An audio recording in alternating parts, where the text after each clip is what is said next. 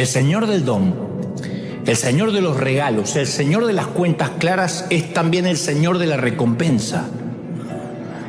Tiene cosas maravillosas reservadas para aquellos que administran su tesoro con sabiduría. Le dice al primero y al segundo: bien, buen siervo fiel. Sobre poco has sido fiel, sobre mucho te pondré. Entra en el gozo de tu Señor. Y aquí hay una sorpresa para mí, por lo menos. El Señor nos dice: uy, entra en el gozo y dedícate a flotar entre las esponjosas nubes. Ponte a cantar en un coro que no para de cantar por millones de años. En lugar de eso le dicen: lo poco has sido fiel, te pondré a cargo de mucho más. Ahora es el momento de trabajar en serio. Les había otorgado una enorme riqueza y aún así dice: en lo poco me fuiste fiel. Sí, poco comparado a lo que viene. Alguien tiene que creerlo, ¿sí o no? Poco, lo que tienes ahora es poco. Poco comparado a lo que te va a dar. Mirá, que el Señor del don regresará. Siempre regresa. Siempre. El día ese siempre llega. El Señor de la iglesia algún día llega, querido pastor. El Señor de tu don un día viene a reclamar por el don. Siempre. Después de mucho tiempo, dice la historia, volvió el Señor de aquellos siervos y arregló cuentas con ellos. Y a mí me sorprende lo fácil que olvidamos esto. Porque hay muchísima gente que tiene reticencia al riesgo y le echa la culpa a circunstancias externas. Dice: bueno, yo desarrollaría mis dones, pero si no tuviera un jefe, si no tuviera un pastor que te pone el pie encima, siempre me están sofocando la iniciativa. Yo buscaré otro trabajo, pero ahora tengo que pagar gastos, no tengo tiempo de soñar. ¿Quién me paga la renta? Yo me dedicaría al crecimiento espiritual. ¿Qué más quisiera yo estudiar en el seminario? Pero no tengo tiempo, el día no me alcanza. Yo habría desarrollado más mi potencial, pero nadie se interesó en discipularme, nadie quiere ser mi mentor. Y entonces desarrollamos el juego del cuándo y entonces. El juego del cuándo y entonces funciona así: cuando me sienta confiado, entonces usar el don. Cuando mi líder me apoye, entonces creceré. Ese es el juego del cuándo y entonces.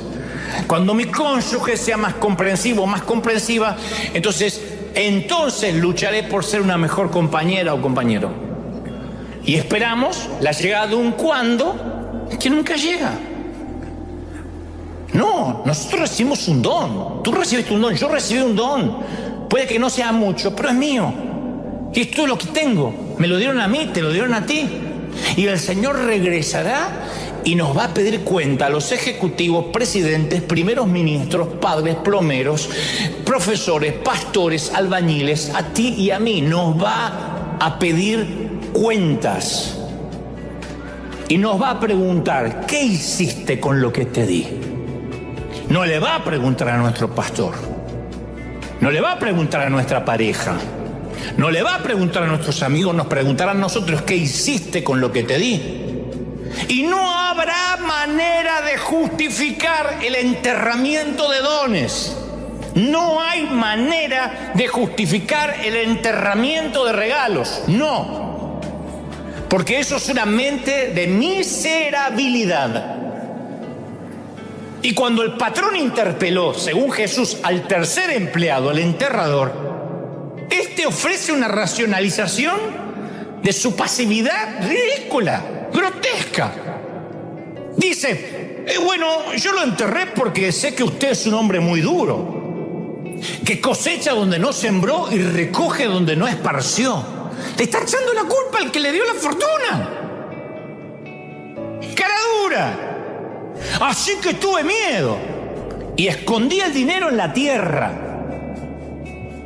Le está diciendo: usted es un tipo usurero, que recoge de donde no da. Le estaba dando una fortuna sin que él se lo pidiera, y lo está acusando. El tipo quería una promesa de que nada iba a salir mal, no una orden para hacer lo correcto.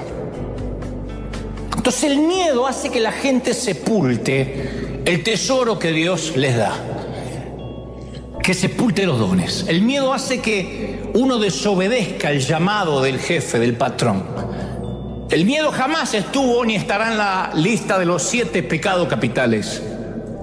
Nunca escucharán que en la iglesia se disciplina a alguien por tener miedo. Y entonces, ¿por qué Dios manda a los seres humanos que dejen de temer con tanta frecuencia?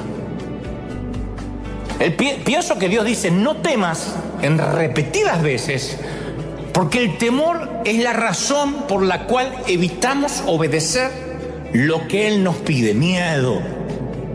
Por eso necesitamos escuchar esa orden todo el tiempo. Hay 366 menciones de la frase no temas en la Biblia. Uno para cada día del año, y se aseguró de poner uno más por el año bisiesto. Para cuando febrero tenga 29, hay 366 no temas. Entonces el temor nos va a costar nuestro destino. Y eso es un precio muy alto para pagar por un regalo sin desempacar.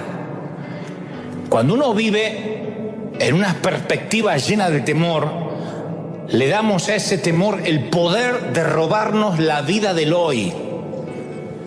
Y te digo algo más sobre el miedo. Tener miedo y ocultarse van de las manos como las suegras y las malas noticias, van juntas. Mientras crecía, a ver si alguien se identifica, mis padres a veces nos hacían jugar el juego del silencio, Entonces íbamos discutiendo en el asiento trasero del auto y mamá decía, vamos a jugar el juego del silencio. La regla era, gana quien se mantenga en silencio la mayor cantidad del tiempo, el que habla pierde. Es un juego muy popular entre los padres que están hartos de escuchar a los hijos. Y yo he crecido y me doy cuenta con mucha vergüenza que todavía practico el juego del silencio. Me suelo reservar lo que quiero decir, lo que siento, por causa del temor.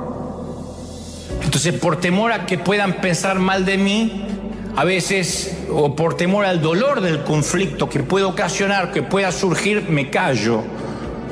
O tendré que, porque sé que voy a tener que invertir energía extra en limpiar un embrollo relacional que puede surgir. Entonces uno, sin querer o queriendo, no me voy a injustificar, practica el juego del silencio cuando pretendemos que algo no nos molesta, pero ocurre lo opuesto. O cuando pretendemos estar de acuerdo con alguien, pero en realidad no lo estamos. O cuando actuamos como si no nos preocupara, pero nos inquieta y nos roba la paz.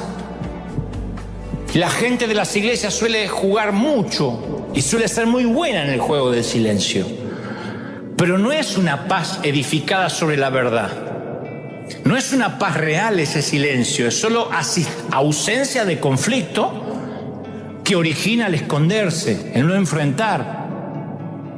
Entonces las parejas que empiezan con el juego del silencio durante años evitan las discusiones, pero también la intimidad. Los empleados que juegan el juego del silencio en el trabajo evitan los problemas, pero nunca mueven el barco, nunca provocan olas, se van llenando de resentimiento y un día salen por la ventana sin recomendación, mal del trabajo, de tanto que acumularon.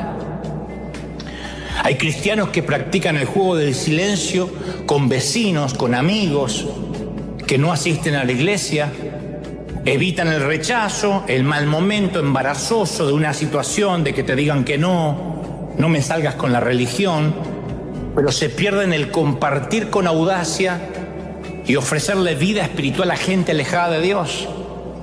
Entonces me pregunto, ¿con quién durante el año que se fue practicaste el juego del silencio? ¿Con tu jefe? ¿Con tu cónyuge? ¿Con tus propios hijos? No le quiero hablar más porque se va a ir de casa. ¿Con un pariente que siempre busca imponer su opinión? ¿Con un empleado de carácter difícil que ya tenías que haberlo despedido hace tiempo, pero por evitar el conflicto ahí lo tienes generando un mal clima en tu oficina, en tu compañía? con una figura de autoridad que te resulta intimidante, que no puedes hablar. Entonces el miedo nos susurra que no vamos a poder lograrlo. El miedo nos susurra que ni Dios es tan poderoso y tan grande para cuidarnos. Nos dice que no estamos tan seguros en sus manos. Estamos seguros si no empeoran las cepas y los virus. Si empeoran ya, como que Dios no se va a meter. Y nos hace distorsionar la forma que pensamos de Dios. Pervierte nuestra fe. Perversión significa desviar el uso natural. Y el temor ha creado más herejías que todas las que ha propiciado la mala teología. Pero ¿cómo vas a saber si Dios es confiable si nunca te arriesgas a confiar? ¿Cómo vas a saber lo que es tener fe si nunca tuviste fe? ¿Qué habría pasado con tu vida si habrías confiado en Dios, si hubieras confiado en Dios? ¿En qué te hubieses convertido hoy? ¿Te das cuenta? El precio que se paga es muy alto. Y cuando los profesores quieren que los alumnos aprendan y crezcan, no le dan respuesta ni soluciones, le dan problemas. Señorita, no entiendo matemáticas. Bueno, a ver, si un tren viaja a 340 kilómetros por hora y se detiene, no, yo quería solución, no problema. Pero si nos da las respuestas, obtenemos la calificación buena en el examen, pero no habremos crecido. Y nosotros necesitamos gestionar nuestros dones bajo fuego, bajo presión. Nadie me diga que tiene un don si no estuvo bajo fuego, bajo presión. Un líder se ve cuando hay tormentas. Un buen pastor, un buen líder, un buen apóstol, un buen jefe de compañía, se ve cuando hay tormentas y se queda en el timón. ¿Qué le dice a la gente? Los pilotos de tormenta son los buenos líderes. Y en la vida uno tiene que tomar su don y pilotear. Como sacerdote del hogar cuando no alcanza el dinero. ¿Te vas a poner a lloriquear para que tus hijos te vean lloriqueando? ¿O vas a decir, vamos a salir adelante? Yo siempre he sido fiel con el Señor. Aquí en la familia hemos dado tiempo, recursos, así que Dios, Hijo, no nos va a fallar. Comeremos poco, no habrá Coca-Cola en la mesa, nos faltará pan dulce, nos faltará algunos detallitos, pero no nos va a faltar el alimento porque Dios es fiel. Así que, chicos, arriba. Eso es un piloto de tormenta. Alguien que sabe gestionar lo que se le dio bajo fuego. Y yo quiero que usemos la imaginación durante un momento antes de culminar. Imagina que terminas la vida, te toca partir y eres conducido a una habitación pequeña en el cielo. Hay dos sillas en la habitación, una para ti y una para Dios. Y Dios coloca un video titulado Lo que pudo haber sido. Imagina todo lo que Dios pudo haber hecho contigo si se lo permitías. Imagina todo lo que podías haber hecho con tus recursos financieros si hubieses confiado en la generosidad de Dios en vez de enterrar tu dinero bajo el colchón, en vez de ahorrar esos miserables dólares que no te pudiste llevar. Y ahí ves lo que habrías hecho con tus talentos si hubieses confiado en Dios, lo suficiente para correr ese riesgo que no corriste. ¿Ves lo que habrías hecho con tu carácter si te hubieses atrevido a confesar tu pecado y buscar el crecimiento? Por eso yo quiero que mi vida se parezca más cada día a lo que Dios quiso que fuera. Porque esta es mi única oportunidad, no tengo dos vidas. Y quiero separar lo más posible, achicar lo más posible la brecha entre lo que Dios quería que yo fuera en el vientre de mi mamá cuando ya me eligió a lo que soy ahora. Y yo sé que mientras que viva no es demasiado tarde, porque yo cuento con un capital maravilloso que es el día de hoy. Y no le puedo pedir a Dios garantías, solo le pido órdenes, porque cuando Dios ordena, capacita. Entonces tengo que confiar en Él. Hay pocas cosas más tristes que el estancamiento. que el no crecer. Observemos al hombre que pasa sus días feriados, sus noches enteras, aunque sean días laborales, viendo horas y horas y horas de Netflix, de Amazon, de HBO, de lo que sea que vea, o fútbol o deportes.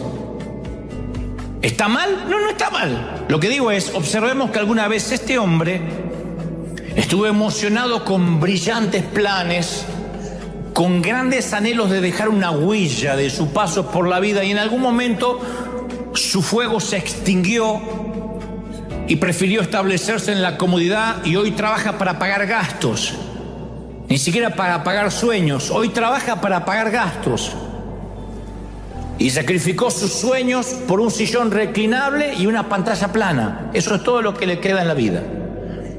Es la personificación del potencial que nunca se explotó. No está viviendo la vida, por lo menos la vida que se supone que debería estar viviendo.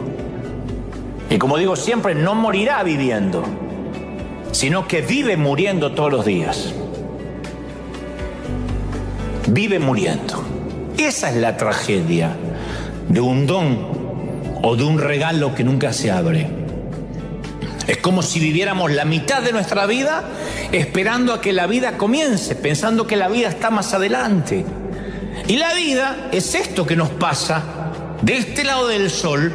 La vida es lo que nos pasa mientras miramos maratones de tele, mientras que bailamos en TikTok, mientras que fisgoneamos los Instagram de vidas ajenas que no nos interesan.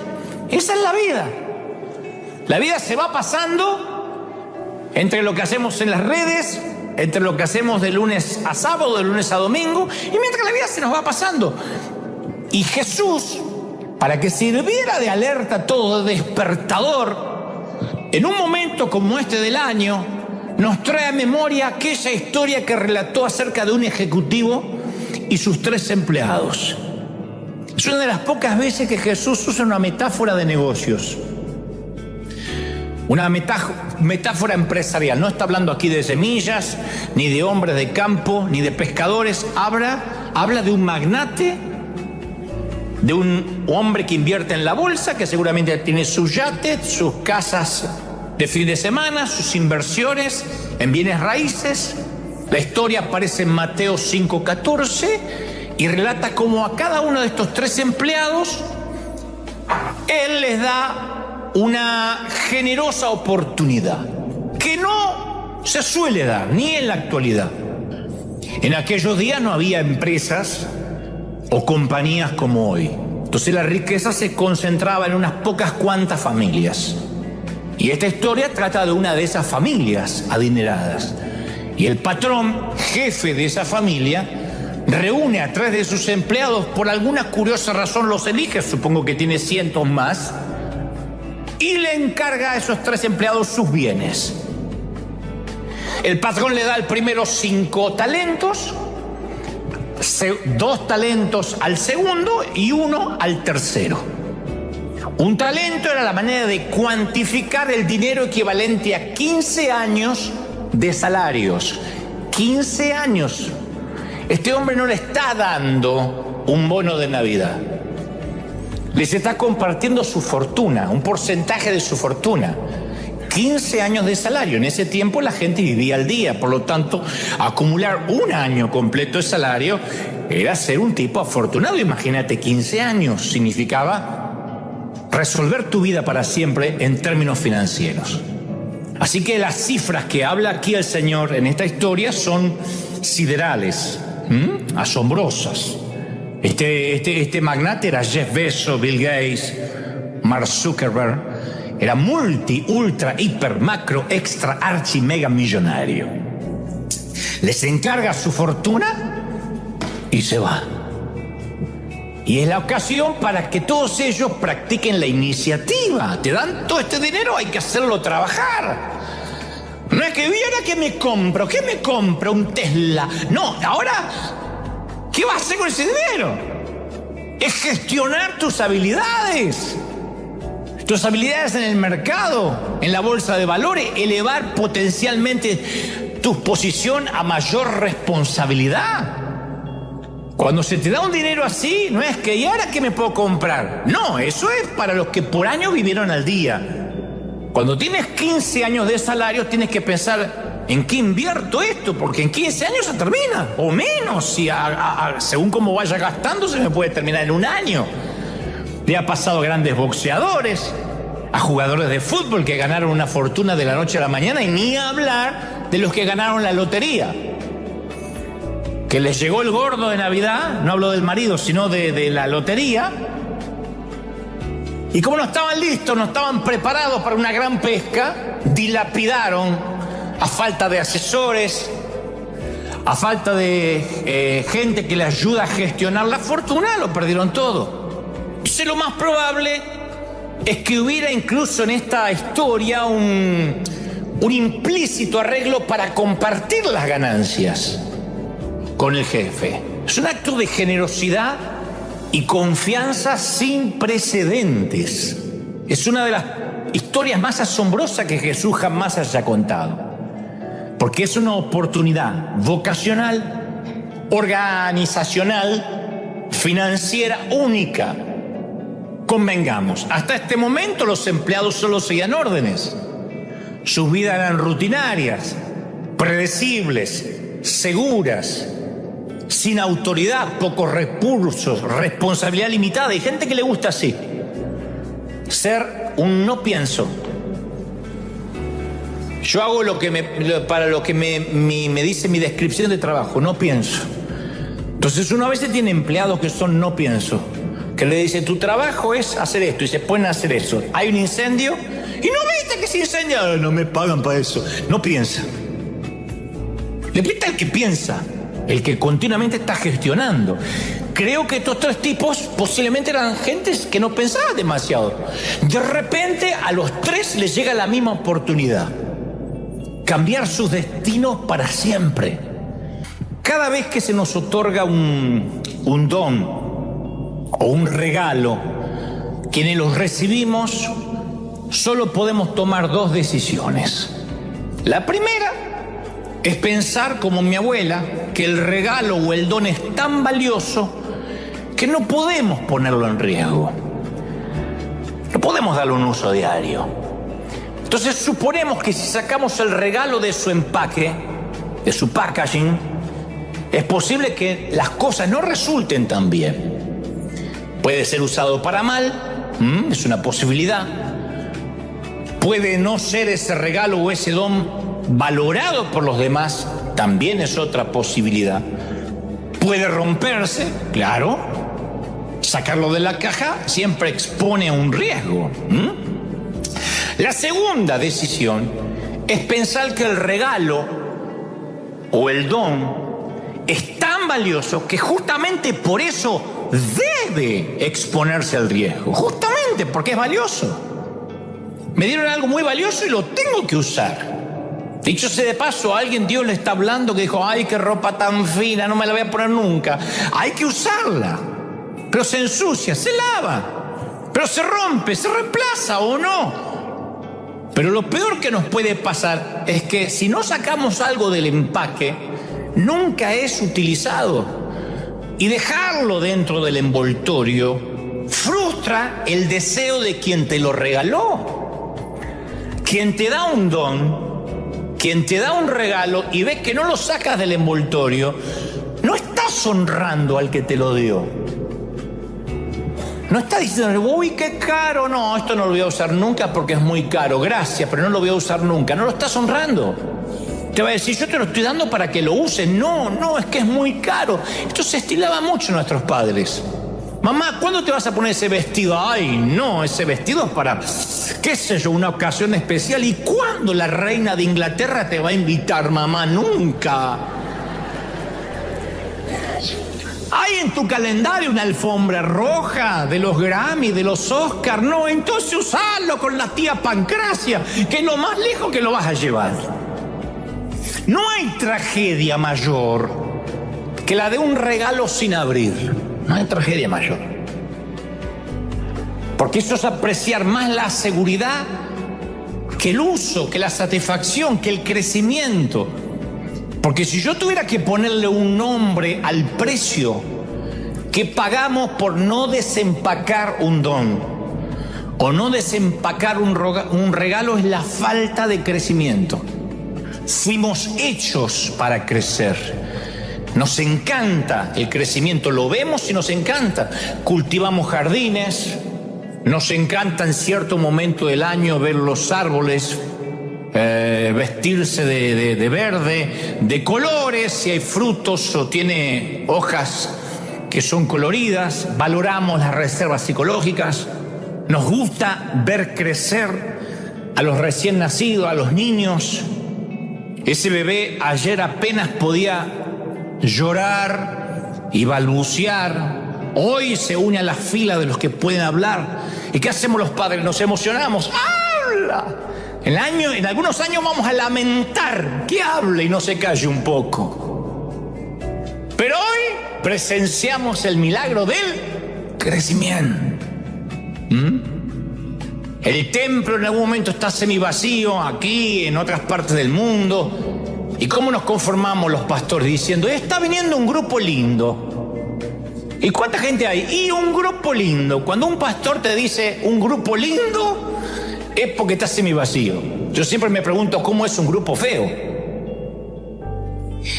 Un grupo lindo, ¿eh? Pero como ya estamos con un grupo lindo. Y claro, uno ve las sillas, los asientos vacíos, se frustra. Y después llega el crecimiento, donde la gente tiene que venir temprano para conseguir estacionamiento, temprano para conseguir un buen lugar donde sentarse, hacer fila, tomar frío, mojarse si llueve. Ustedes dicen, bueno, pero eso es una complicación. Sí, pero bendita complicación del crecimiento. Ayer nuestro hijo adolescente era un peatón. Hoy tiene su licencia de conducir y ya dejó de ser un peatón. Ahora es un peligro para el resto de la sociedad. Bendito y complicado crecimiento. Tiene que crecer. Tal vez el primer empleado dijo algo como lo siguiente. Llegó a su casa y le dijo a su esposa gorda,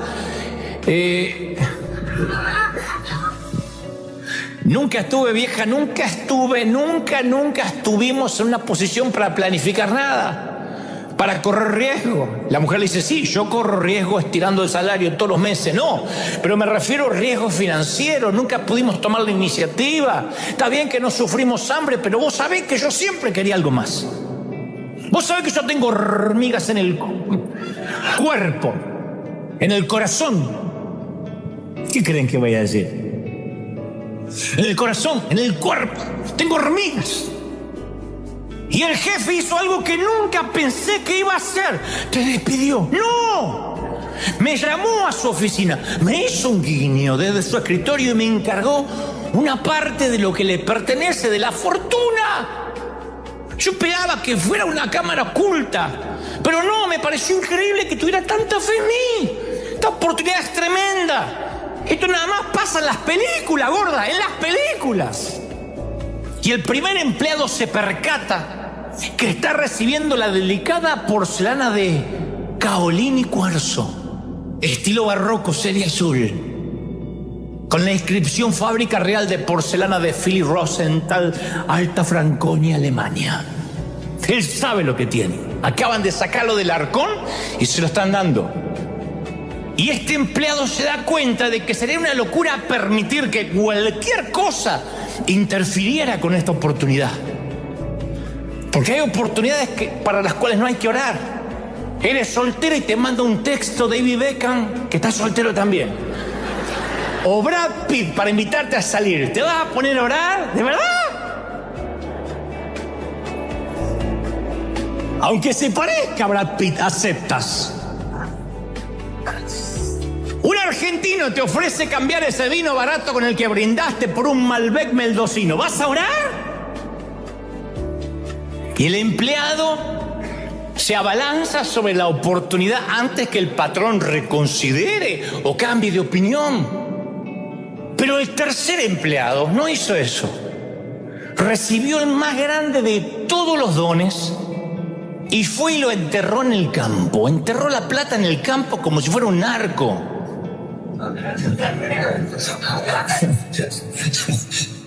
Espero que ninguno haya hecho eso. ¿quién mete semejante fortuna bajo un colchón? ¿Por qué alguien haría algo así? ¿Qué hace que alguien deseche la oportunidad de su vida? La casa de mi abuela, que está, para los que ven desde Argentina, estaba situada en un sitio llamado Florencio Varela, parecía estar pausada, detenida en el tiempo, y cuando íbamos a verla, nadie en esa casa que estaba detenida en el tiempo podía ir y abrir un arcón, literalmente un baúl, que eso como se ven en las películas de piratas, literalmente tenía un baúl en su habitación que nadie podía abrir y que estaba con candados. Y nosotros que éramos los nietos preguntábamos qué había y ella decía, no, eso jamás se abre, porque ahí hay cosas de muchísimo valor. Primero que no había tornados donde ella vivía, pero por alguna razón los tenía guardados ahí, las cosas que tenían cierto valor o emocional. Pensamos que serían cosas relativamente viejas, como son nuestras abuelas, que a veces guardan cosas que tienen que ver más con lo emocional, con lo afectivo, que con lo monetario, ¿no? Que no se puede cuantificar. Pero cuando finalmente vendieron aquella vieja casona y la abuela se tuvo que ir, estuvo obligada a abrir el baúl y ahí atesoraba algunos manteles, vajilla medio vieja y un finísimo juego de porcelana. El juego de porcelana era translúcido, como suelen ser los de alta calidad, y hecho con de caolín y cuarzo estilo barroco serie azul. ¡Oh! No era cualquier porcelana. La abuela decía, eso es caolín, cuarzo, estilo barroco, serie azul. Y debajo de la tetera, que obviamente servía para servir el té, tenía la inscripción Fábrica Real de Porcelana de Philip Rosenthal, Alta Franconia, Alemania. ¡Oh! O sea, nos enteramos cuando abrió el baúl que la manufactura de esa porcelana, de ese finísimo juego de porcelana, era la porcelana más fina de Europa y del mundo, ¿no? ¿Por qué nadie había visto ese tesoro antes?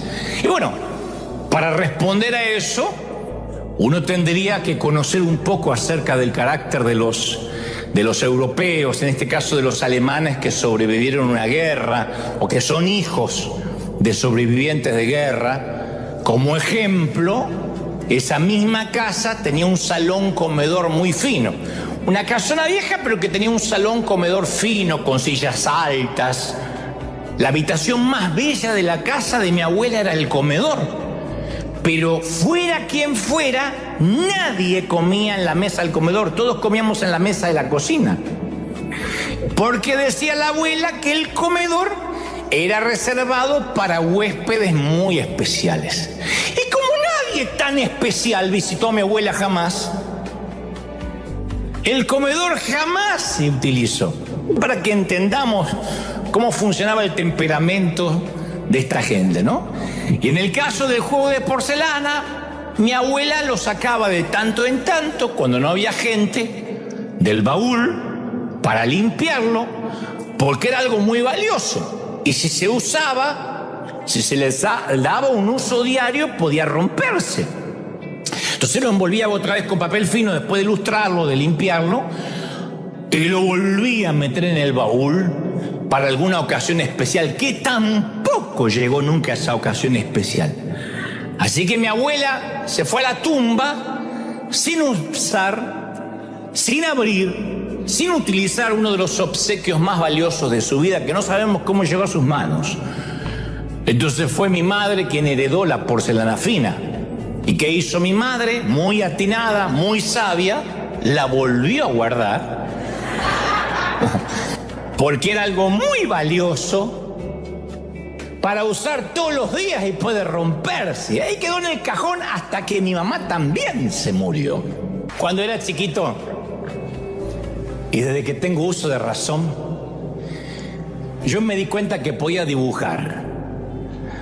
casi con perfección, con facilidad, como si fuera profesional. Y eso vino conmigo, nunca lo pude explicar. Se ve que cuando Dios me equipó, sin que tuviera que aprender siquiera, de manera académica, me dio ese regalo. Supongo que sabría que pasaría mucha soledad de niño, no lo sé, pero me envió con ese fascinante don. En mi paquete embrionario le puso un lápiz y un papel. Y desde pequeño yo podía dibujar lo que quisiera como si fuera un profesional de la caricatura, de la historieta. Fue el primer talento que yo le entregué al Señor. Entonces, con mis flamantes 15 años, le dije al director de un periódico cristiano, no tiene que pagarme, para mí suficiente pago es que publique mis historietas. Y lo hizo. Y le gustaron tanto al público que aquel hombre tuvo que contratarme. Se llama Juan Manuel Santillán, mi primer empleador. 15 años tenía yo. Fui su primer empleado menor de edad con solo 15 años, cosa que se puede hacer en nuestros países. Más adelante publicaría 2 libros de historieta que se vendieron por miles, siendo demasiado joven. Y siempre tuve la sensación, incluso hasta hoy, que si las cosas algún día de algún modo se complicaran, siempre podría volver a dibujar si la mente me da. Y no he dejado de dibujar, ni un solo día en toda mi vida. Siempre algo dibujo sobre una servilleta mientras hablo por teléfono. La pregunta es, ¿qué es lo que el Señor del don te dio que necesitas invertir en el reino? Tal vez tu mente, porque tu mente puede ser un potencial, pero capaz que ahora está saturada de cualquier bobería. Pues la puedes llenar de basura, de celos, de egoísmo, de ira, de miedo, o puede ser renovada con pensamientos nobles, verdaderos, valientes. Pero para eso tienes que invertirla. O tal vez son tus posesiones materiales. Tu cuenta bancaria puede ser un potencial que no se desarrolló nunca. Entonces en la vida decides acumular dinero para pagar cosas o usarlo para ayudar a extender el evangelio, bendecir a los pobres. Esa es una inversión eterna. Eso es invertir más que en la bolsa, que en el Dow Jones, que en el Merval, que en el euro. Tal vez necesites invertir y gestionar el tiempo. O puedes seguir a la deriva, como el año que se fue y el anterior y el anterior y el anterior. Levantarte, trabajar, volver a casa, cenar, ver televisión, jubilarte y un buen día morir.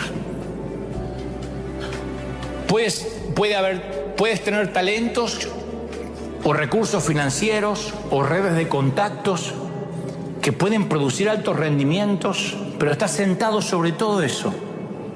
Están sepultados. Te sentaste arriba del arcón. Y hoy es hora de entrar en el juego. Y yo te lo voy a decir sin ninguna reserva, Invertir todo lo que posees en el reino es la oportunidad más grande que jamás se te va a presentar.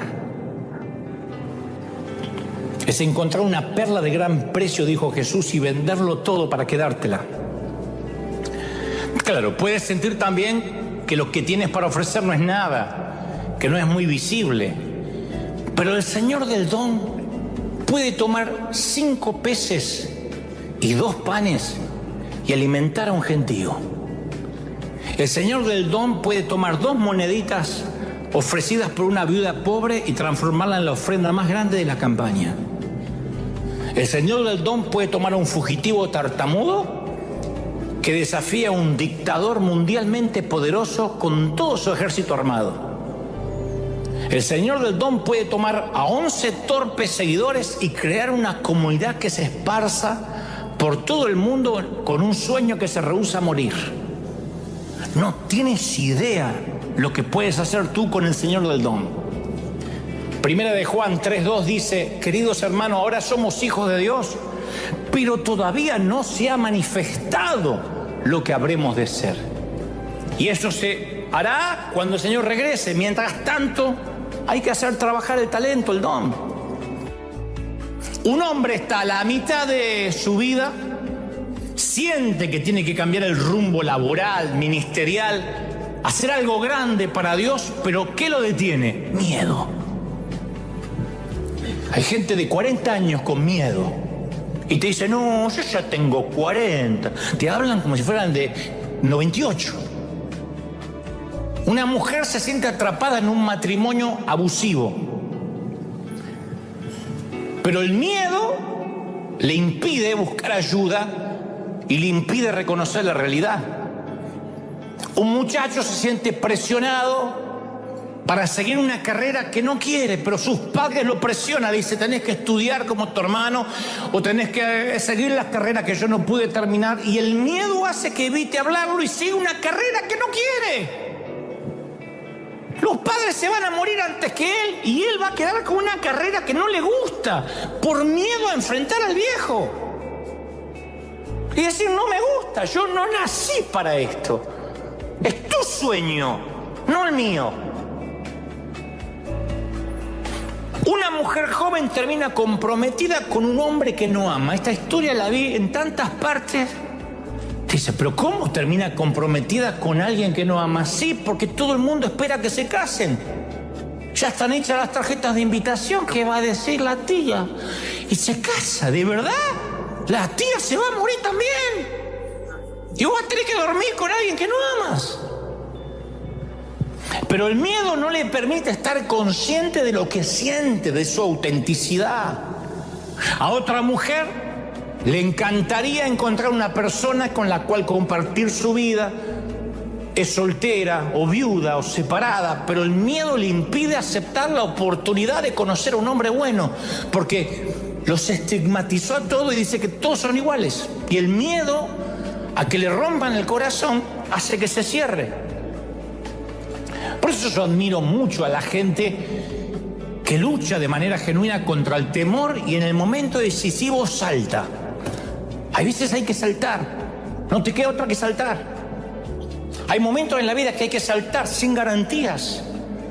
Si vivimos invadidos por el temor, nunca vamos a experimentar el potencial que Dios nos dio, nunca. Yo hace poco hablaba con un amigo que tiene un gran llamado de Dios a hacer grandes cosas, más de las que está haciendo, me consta, porque es una persona dotada, un talentoso predicador, un formidable autor, pero es empleado de un sitio que no diré, que lo está matando y no lo puede creer. Dice, yo estoy acá y no crezco, se me está yendo la vida, no siente pasión por lo que hace. Y le pregunto, ¿y por qué salís?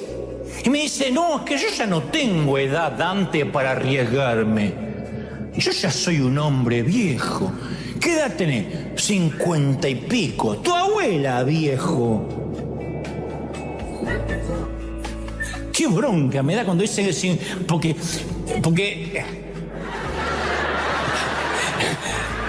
no, porque yo de chico miraba a la gente de 40 y decía, qué viejo. ¿Qué sabe este viejo? A los de 40. Miraba a los de 50 y decía, cállate, este abuelo no sabe lo que es. Y hoy, perdón.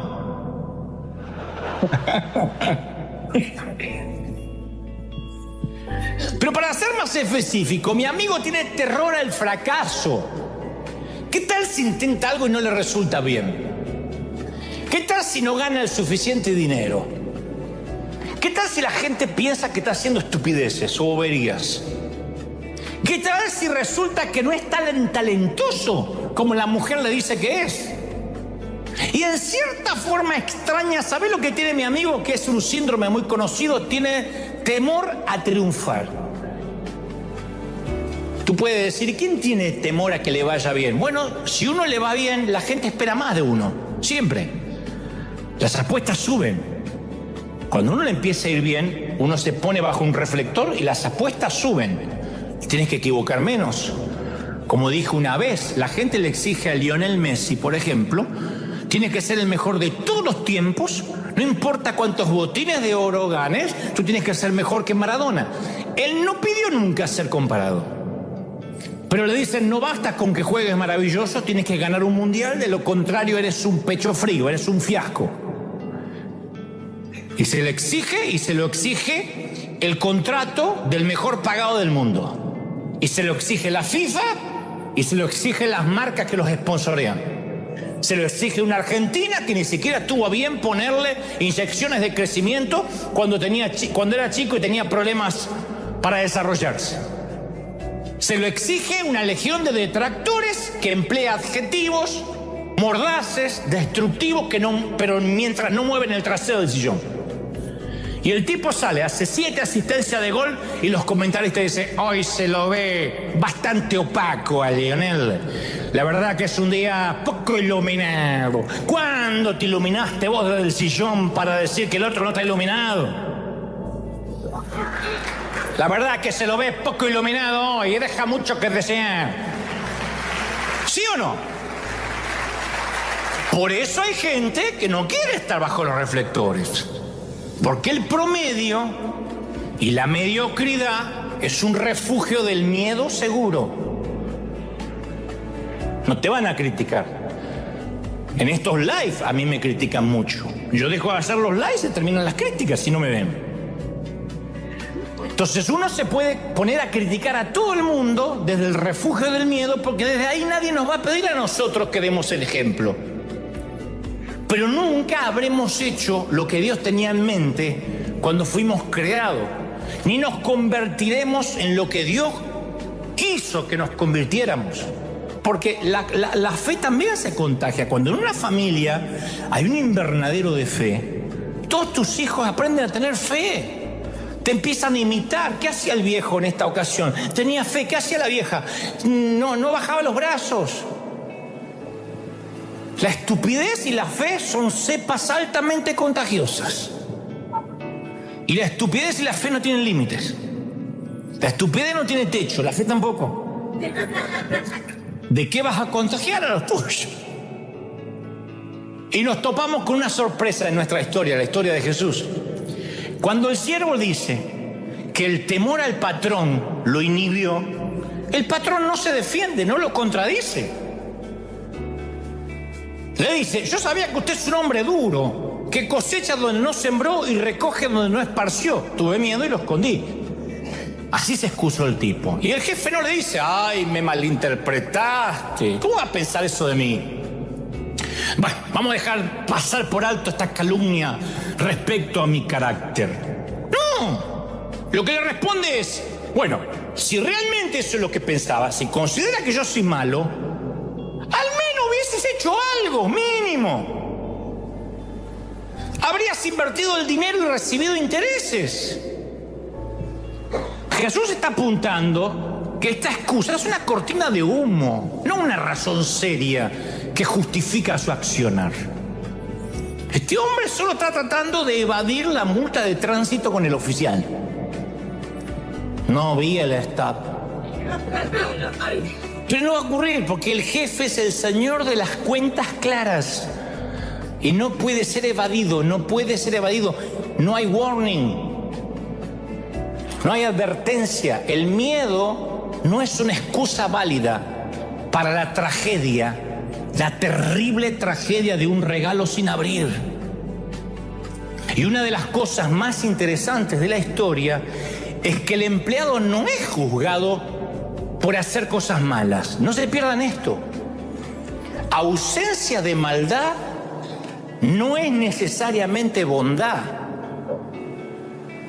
No provocamos el incendio. Ok, no somos gente mala, pero no hicimos nada por lo que se estaban quemando. Entonces tampoco somos gente buena. Ausencia de maldad no es bondad necesariamente. Por años, el evangelio fue la búsqueda de santidad, evitando los pecados de comisión. No cometas adulterio, no cometas fornicación, no cometas robo.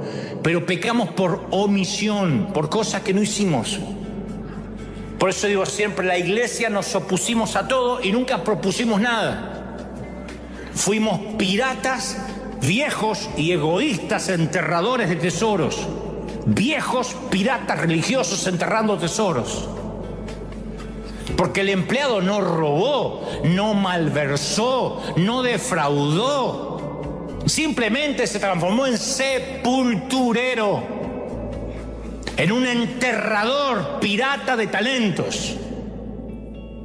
Y Jesús utiliza dos palabras duras para describirlo: malo y perezoso. ¿Malo por qué? Malo y perezoso. Pero yo enterré, yo cuidé para cuando no hubiera. Malo y perezoso. O sea que no ser buenos mayordomos con lo que se nos dio es una manera de robarle. Se siente robado, ultrajado, malo, perezoso. Y ojo que la pereza espiritual no es lo mismo que la flojera física, porque la pereza espiritual puede coexistir con mucha actividad en la iglesia. La pereza espiritual es no hacer lo que se necesita hacer cuando tiene que hacerse. Esta es la historia de un potencial desaprovechado. La tragedia de un regalo sin abrir.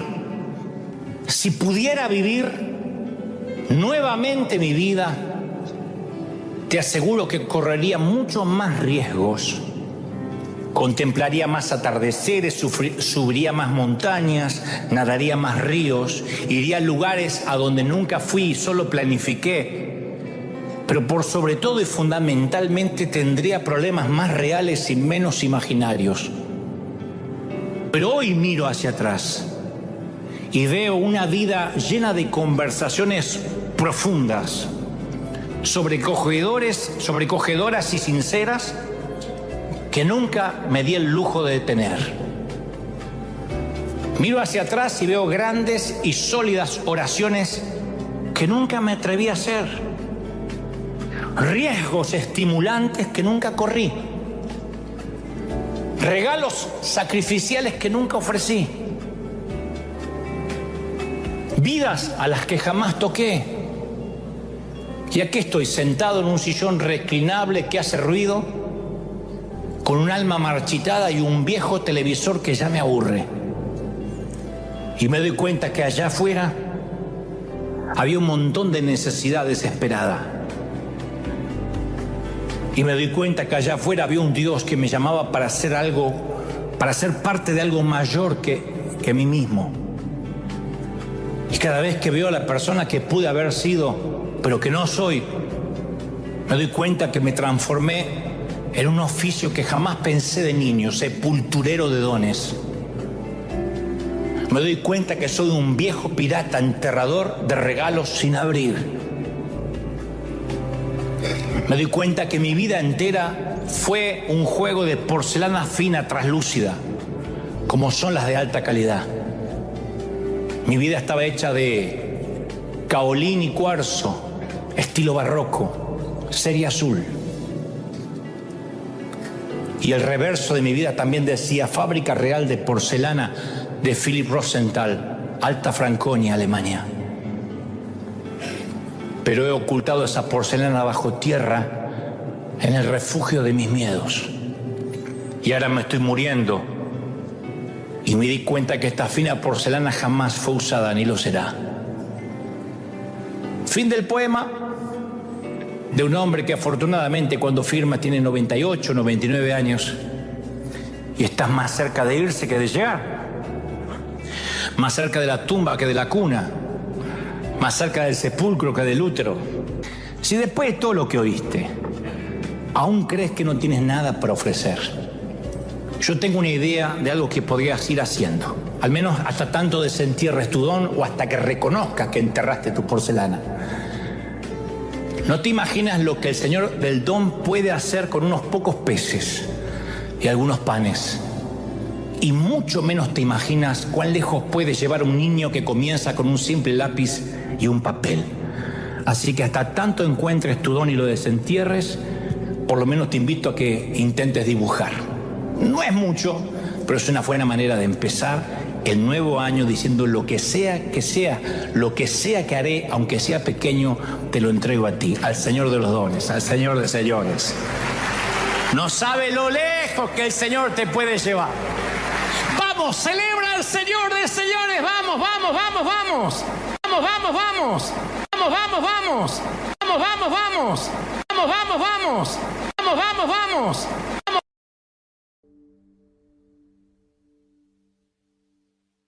Entonces nuestro corazón siempre define y determina quiénes somos, cómo pensamos y todo lo que hacemos. Tal es su corazón, tal es él, dice la palabra. Proverbios 4:23 agrega: por sobre todas las cosas cuida tu corazón, porque de él fluye, de él mana la vida. Ese es el cabezal del cual fluye todo el río de la vida. Dicho esto, amerita la pregunta: ¿cuánto tiempo dedicamos a tratar con la basura visible, la que vemos a diario en nuestras vidas, en lugar de tratar con la fuente, que en realidad es la que está produciendo esa basura? Porque vivimos tratando con la basura que aparece cada mañana, en vez de ir de una vez por todas a la cabecera, que es donde se genera y después se arroja hacia todo el torrente del río o de la vida. Y eso es lo que durante muchos años hemos hecho en la iglesia: ocuparnos de los residuos que aparecen río abajo, remover un poquitito de esa basura un domingo a la vez, para el lunes levantarnos y darnos cuenta que estamos sucios otra vez. Para el martes darnos cuenta que se volvió a acumular en la superficie, en el fondo de nuestro corazón, todo ese estiércol, toda esa mugre, toda esa inmundicia que creímos que había desaparecido el día domingo. Porque ese es el trabajo más fácil, pero no el más efectivo. Digo, el de limpiar por domingo lo que se ve. Remover la basura que vemos río abajo es lo que yo llamo tratar de modificar la conducta con algunas píldoras de sana doctrina. No hagas esto, no hagas lo otro. Removemos la basura el domingo, para el lunes estamos igual. En otras palabras, es intentar torpemente aliviar los síntomas con una aspirina, sin atacar directamente a la médula de la patología. De hecho, es así como nos han adoctrinado durante años. Nos han dicho, por ejemplo, hagan memoria: si tienes problemas con los juegos de azar, aléjate de los casinos, ni se te ocurra acercarte a Las Vegas. Si tu problema es la ira, aprende a respirar profundo y cuenta hasta 10. Y ahí vamos por la vida: 1, 2, 3, 4, 5, 6, 7, 8, 9. 1, 2, 3, 4, hasta que algún día explotamos. Si tu pareja está en crisis, organízate una cena romántica a la luz de las velas. Si tienes problemas con tu suegra, cásate con una huérfana. Ahora, pocos se preguntan: ¿y por qué alguien estaría adicto al juego? ¿O por qué explota de ira? ¿O por qué su pareja está en crisis? ¿O por qué tiene problemas con la suegra, aunque parece algo obvio? ¿Por qué? ¿Cuál es el problema del cabestal? Si no estamos tratando siempre con los síntomas. Yo hace unos años leí un libro acerca de un predicador que, por cierto, respeto mucho. No es una crítica ni un juicio de valores hacia su persona, pero él dijo algo que yo no comparto en absoluto. Él dijo que solía viajar mucho debido a las invitaciones que tenía por todo el globo, y él recomendaba a otros viajantes como él que cuando llegaran al hotel colocaran una Biblia abierta sobre el televisor para no ser tentado con la pornografía. Hay hoteles donde con un control remoto se puede acceder a películas para adultos, y él decía: cuando yo me sienta tentado, veré la Biblia abierta ahí, y entonces eso impedirá que piense en cosas que no debo pensar. No digo que esté mal en sí misma la idea o intrínsecamente esté mal, pero es como limpiar la basura del tramo del arroyo que podemos ver sin ir al causal de la fuente. ¿Y si un día el hombre se olvida de llevar la Biblia al hotel? ¿Y si consume pornografía no en la tele, sino en un dispositivo en el cual no puede ponerle una Biblia encima? ¿Y qué si decide consumir pornografía en su celular, por ejemplo? Que está mirando noticias o contestando un texto y dice: bueno, miro pornografía, y ahí no está la Biblia. Pero siempre es mucho más sencillo tratar con el síntoma en lugar de diagnosticar la patología. Yo diría, ¿por qué apenas se queda solo en una habitación de hotel se siente propenso o adicto a ver pornografía? Eso es lo que hay que tratar. ¿De dónde viene esa basura que infecta su río a diario?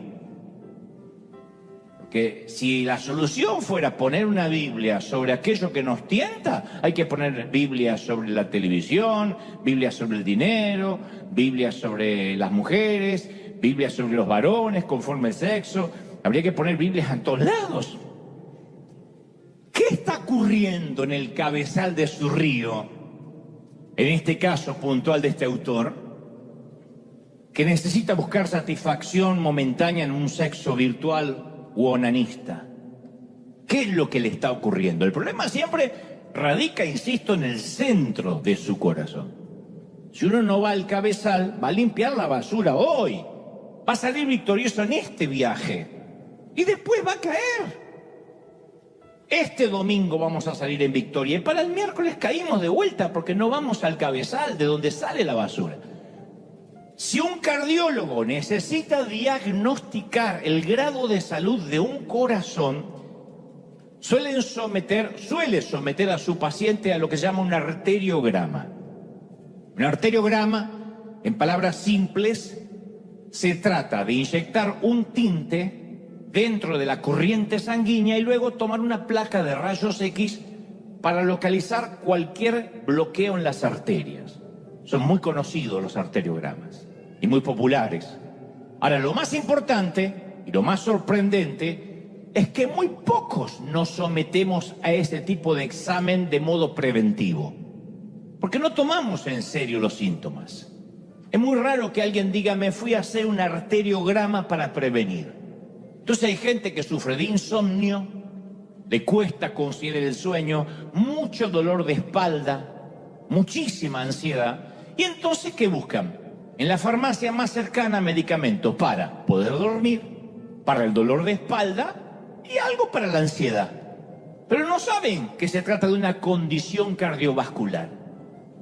Por esa misma razón yo quiero que hoy todos demos esta caminata intencional río arriba hasta que nos topemos con esos secretos escondidos que no queremos ver. Porque si no es un efecto placebo, te doy una aspirina, te va feliz y para el domingo que viene estamos en lo mismo. Y yo creo que juntos descubramos lo que descubramos, tratemos con ello. No nos va a gustar lo que vamos a descubrir a lo mejor hoy. ¡Qué silencio sepulcral! Pero descubramos lo que descubramos. Si uno va al médico es para que te diagnostiquen, no para que te dejen feliz, necesariamente. Ojalá no encontremos nada, pero encontremos lo que encontremos, lo vamos a tratar con la patología y vamos a tratar de dar con el diagnóstico y también con la terapia. Entonces yo te invito a que hoy demos juntos una caminata hasta el corazón de nuestro problema. Que dejemos que el Señor nos ausculte con su estetoscopio y que luego nos someta, si es necesario, a un arteriograma espiritual. Que vea qué es lo que está bloqueando las bendiciones de Dios, las recompensas del Señor. Hay algo que a esta altura del año está bloqueando lo que Él preparó para nosotros. Entonces yo como comunicador, como pastor, tengo dos opciones. Insisto, te doy una aspirina y te mando a casa feliz para que después te enteres que la basura regresó, o vamos al corazón del problema, al cabezal.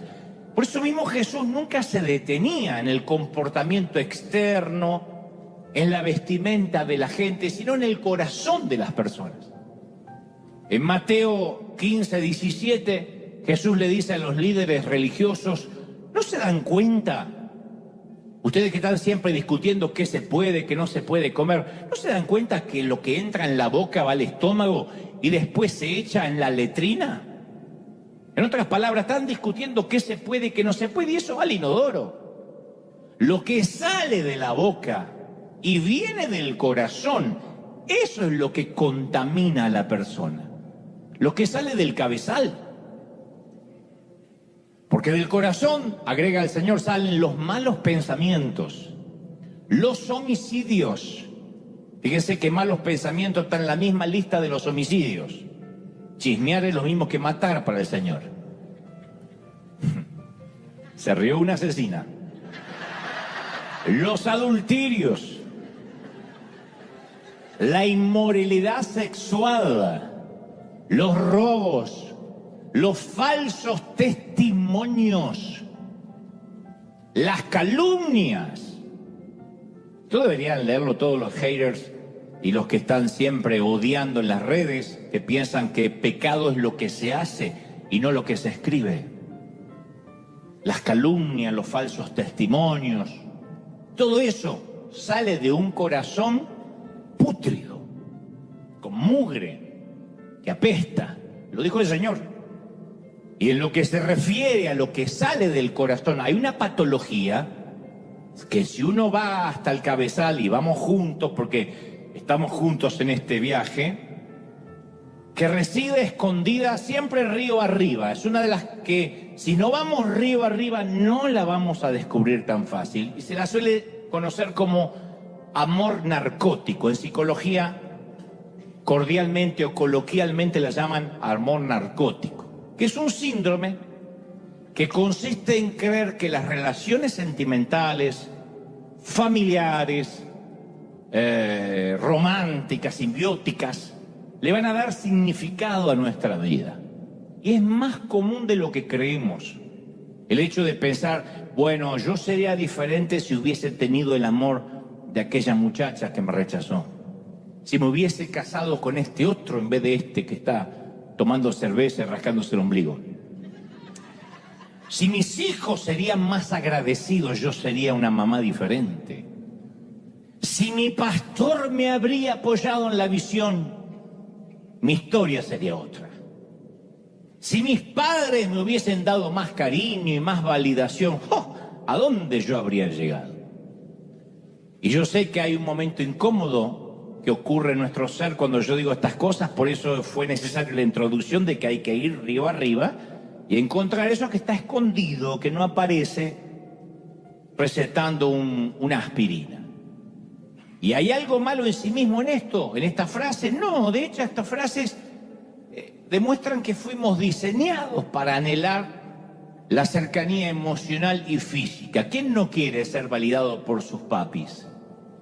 ¿Quién no quiere estar bien en pareja? Que sus hijos se acuerden de uno. No están mal las frases en sí mismas. El problema radica cuando queremos que cierta persona nos complete, nos entienda siempre, nos sane, nos haga felices, me tiene que hacer feliz. Porque si tenemos ese tipo de expectativas, estamos esperando algo que ningún otro ser humano puede darnos. El adicto necesita la dosis de la cocaína, la anfetamina, lo que sea, del barbitúrico con el cual se droga. El alcohólico necesita la copa. Y los adictos a la aprobación o a que lo quieran dependen de otras personas para que las amen, para que las afirmen, para que las validen y le den un significado al vivir.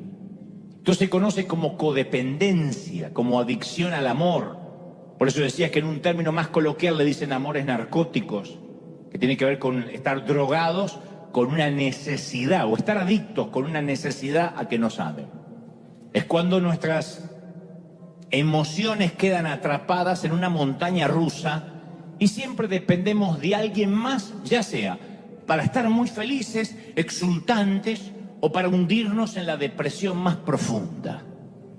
Y nuestra autoestima llega a veces a ser tan frágil que la más mínima crítica nos destruye emocionalmente y nos arruina el día. Esto potenciado por las redes sociales. Nuestros hijos, nuestros adolescentes, que son los más vulnerables en este caso, a veces se visten, lucen, hablan, escuchan música según el esnobismo de los que otros dicen que tienen que hacer. Y son llevados por esa corriente de presión del que dirán. No me puedo cortar el pelo de otra manera como se está usando. No puedo hablar de la manera que quiero, sino de cómo se está usando que se hable. Y eso es el deseo de agradar. Llegamos a la vida adulta y eso no cambia.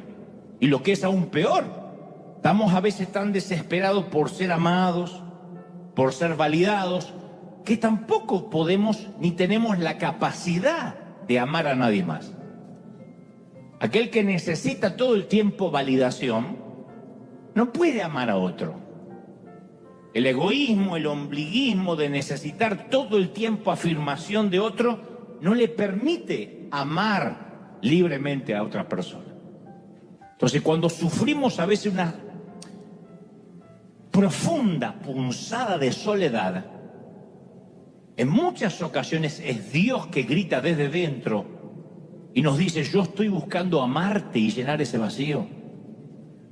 Es lo que le dijo a la mujer samaritana, a la mujer que estaba junto al pozo samaritana: 5 maridos has tenido y el que ahora tienes no es tu marido. No era una acusación, no era un juicio de valores. Estaba diciéndole: deja de saltar de relación en relación, de cama en cama. Te voy a dar un agua del cual no tendrás sed jamás y que los hombres nunca van a poder saciar. Un agua profunda a tu corazón, a tu alma. Ahora, no me malinterpretes, enamorarnos es muy bueno, pero nunca ese amor puede sustituir al amor de Dios. Porque el vacío que hay en el corazón humano tiene la forma de Dios, no la forma de una pareja, no la forma de una madre. El vacío que tienes no tiene la forma de un hijo, no lo va a llenar ningún hijo. Entonces vamos a ponerlo de esta manera. Pensemos en nuestra vida como la rueda de una bicicleta. Hagan memoria de cuando anduvieron en bicicleta alguna vez o si alguien la tiene actualmente. Cada rayo o varilla de la rueda representa una relación significativa de las que conforman nuestra vida. Un rayo representa a mamá, otro rayo a papá, a la abuela, al cuñado, un rayo representa al hijo, y así está la cosa, hasta que se hace una rueda de bicicleta. Nuestra tendencia es hacer de Dios un rayo más de esa rueda. Hoy me toca la iglesia, el martes estoy pendiente de mis hijos hasta el sábado, el lunes se lo dedico a mi marido, no sé, o al revés, pero pensamos que Dios es un rayo más. Y a Dios no le interesa ser un rayo más de la rueda.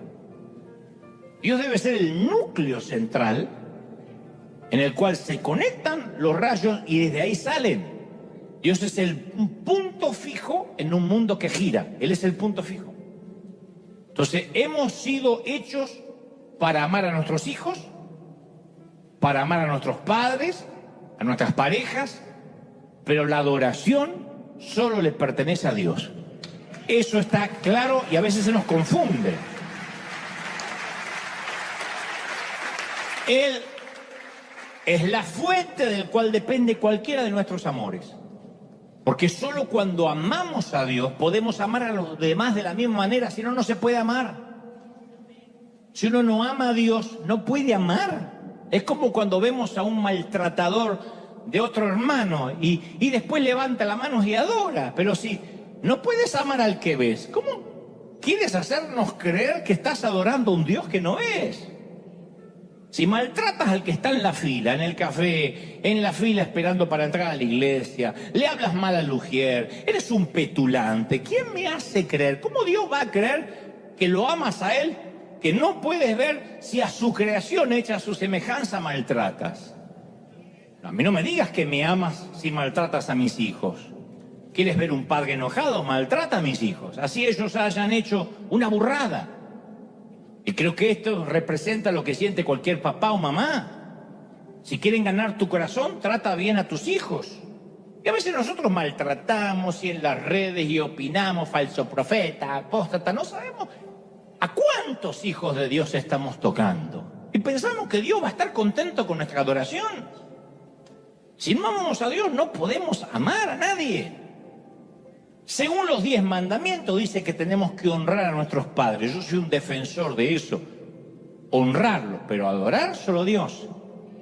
Eso es lo que llamamos el primer botón de la verdad que estamos descubriendo hoy río arriba. ¿Te pasó alguna vez que te abotonaste, especialmente los varones hacemos eso, mal la camisa?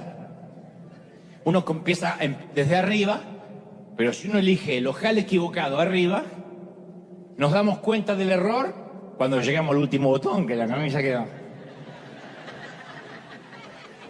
Pero si abotonamos bien el primero, todos los demás botones encajan en su lugar, no hay ciencia. Entonces Dios ordenó nuestras vidas de manera tal que el amor a Él sea el primer botón. Eso es lo que hay que tener claro. Si tenemos abotonado ese amor, los demás amores se acomodan solos. De otro modo, vamos a ir por la vida como una camisa mal abrochada. Vengo a adorar a Dios. Tal vez estés pensando, pero bueno, yo soy una madre. No puedo amar menos a mis hijos. No, no puedes. Pero ese tampoco es el mensaje de hoy, no es lo que estoy diciendo. Lo que estoy diciendo es que tu amor por ellos no puede estar en el primer lugar del botón, porque ese es un ojal que le pertenece al Creador. Cada niño es un hijo especial, cada niño es un regalo maravilloso. Esos locos bajitos, como decía Joan Manuel Serrat, es el regalo que Dios nos da a cada uno de los que podemos ser padres. Ahora, daríamos cualquier cosa, daríamos la vida por nuestros hijos sin siquiera pensarlo. Pero tenemos que tener en cuenta que cuanto más valioso y hermoso es algo, mayores posibilidades tiene de que ocupe el trono de nuestro corazón. Y si llegamos al cabezal del río es para reconocerlo, no para que digan, no, no es mi caso, no es mi caso. Sí, porque si no va a haber basura mañana otra vez. Cuanto más temo perder a alguien, más probable es que lo esté adorando. Entonces, cuando Dios nos da un hijo, nos está prestando un don. Y dice, este hijo, esta hija la he hecho para ti, lo he hecho para ti. ¿Puedes amarlo sin adorarlo? ¿Puedes amar al don de manera que eso te lleve a amar al dador de este don? Porque si amas más al don que el dador, lo estás idolatrando. Muchas veces le otorgamos poder a una persona cercana a nosotros para que determine nuestro estado emocional, si vamos a tener un día bueno o un día malo. Hay madres, me consta, cuyo estado emocional depende de cómo su hijo la trate. Si la escribe, si lo saluda, si le habla bien, si le habla mal. De hecho, hay niños pequeños que son los reyes emocionales del hogar. Si ellos están felices, andan todos felices. Si los nenes están aburridos y malhumorados, todo el hogar está alterado, aburrido, iracundo. He conocido familias enteras que orbitan en derredor de un mocoso de 10 años.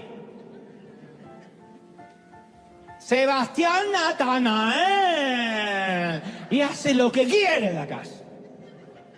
Se come lo que él quiere, se come a la hora que el mocoso quiere, se acuestan a la hora que él quiere, se miran en la tele lo que él quiere, hasta se congregan si el mocoso quiere.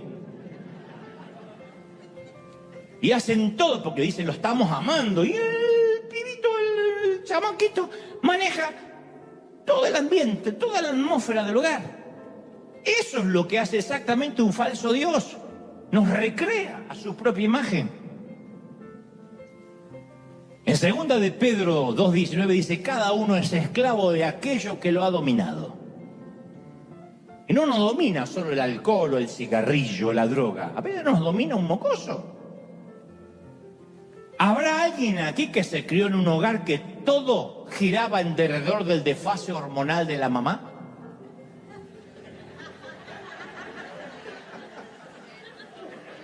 Cuando mamá no está feliz, nadie está feliz en esta casa. Mamá decía, no estoy feliz, y era Nayib Bukele por cadena nacional. Se acabó. Los ponía como pandiceros tatuados a caminar en la habitación. ¿O no?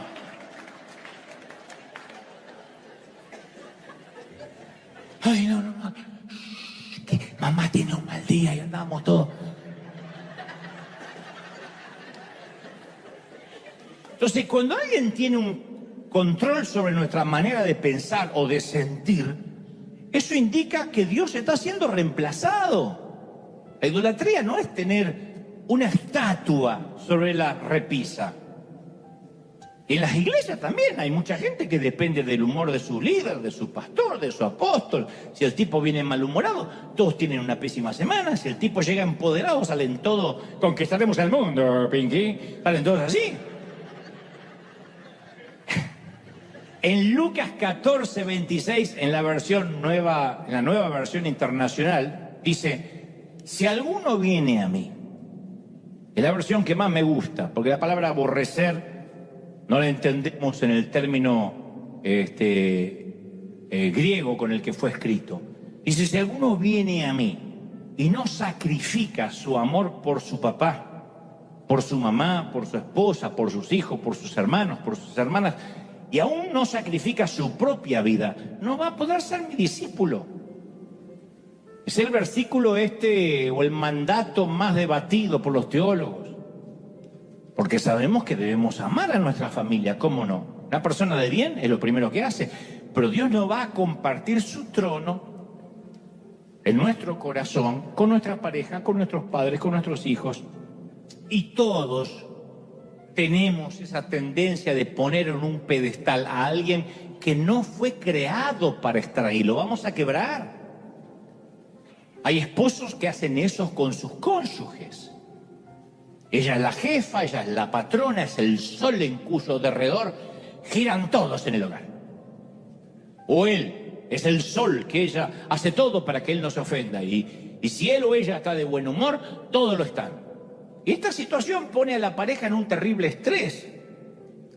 Porque si es ella el centro del hogar, él tiene que estar pendiente de la más mínima necesidad que ella tenga. Y cuando no lo hace, ella ya piensa que no lo ama. Hasta que ella se da cuenta que tiene una presión sobre sus hombros de ser el ancla emocional y espiritual de la pareja y se terminan hundiendo los dos. Le estamos diciendo a alguien: yo pongo toda mi felicidad y bienestar en tus manos. Y nadie en sus cabales aceptaría semejante arreglo, porque no podría llevarlo adelante. Yo siempre digo, yo no puedo hacer feliz a nadie. El Señor me presta los oídos de la gente, pero si alguien piensa que yo voy a hacer feliz a la gente con un mensaje, es una utopía. La verdad es que ningún ser humano puede hacer feliz a otro, solo Dios. Y a veces hay padres que hacen eso con sus hijos.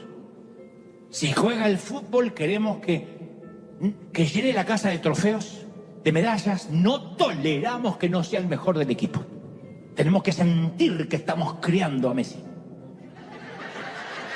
A Ronaldo mínimo. A Mbappé. Segundo, Mbappé.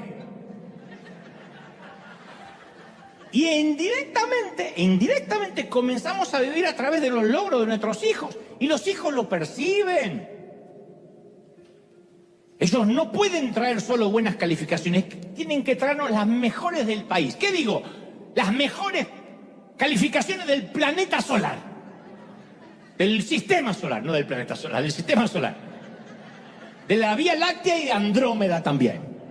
Entonces, hay padres que asignan su propia identidad a través del boletín de calificaciones de sus hijos, o a través de sus carreras, o a través de los nietos que puedan darle. Supongo que me vas a dar un nieto. No se casó para darte nietos a ti. Pero ya 3 años esperando un nieto. Ándate a Uganda y tráete 4 o 5. Deja de presionarlo al pobre desgraciado.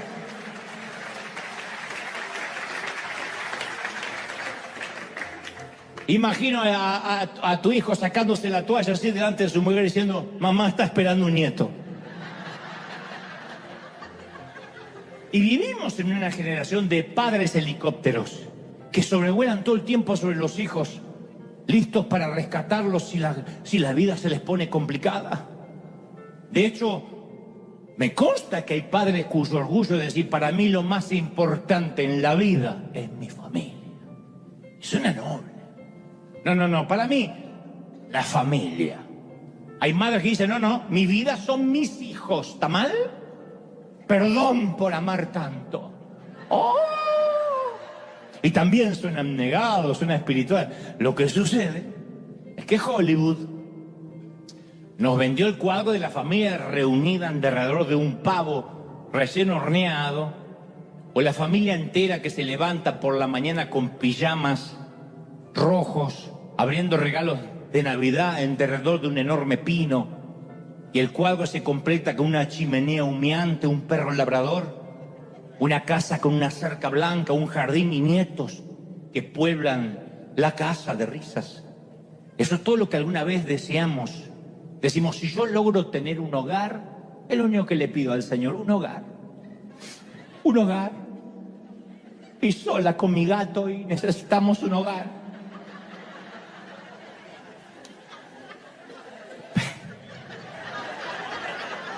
Pero cuando esa felicidad idílica es lo que creemos que nos va a hacer felices y completos, ahí nos decepcionamos. Porque nuestra realidad está muy distante de eso que alguna vez vimos en las películas. Resulta que a nosotros nos viene a tocar justo la madre manipuladora. Un padre que nunca se hace respetar. Hermanos que se detestan y sacan temas en la mesa que acordamos no hablar. Cuñados que no se soportan. Hijos maleducados. Abuelos que reclaman cosas del pasado. Nueras que llegan justo a la hora de la cena y no son capaces de levantar su propio plato. Decimos, ¿pero por qué esto no lo dijeron en Hollywood? Y cuando vemos que no estamos logrando lo que soñamos, asfixiamos a nuestros hijos, los estrangulamos. Con nuestras propias expectativas les pedimos que sean lo que nosotros no pudimos ser, que también es muy cultural nuestro hispano. Mi hijo va a ser lo que yo no pude. Está bien, a mí me cruzó un coyote, pero él va a ser el correcaminos.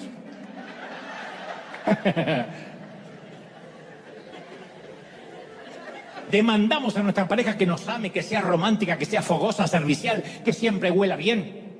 Hasta que la presión y la vida real termina quebrando el sueño. No pidas la persona perfecta para ti. Sé tú la persona perfecta para alguien. Suena lindo, está para tuitear.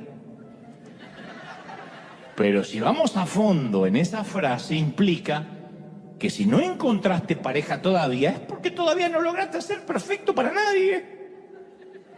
Por eso no encuentras, porque ni siquiera logras ser perfecto para que nadie te elija.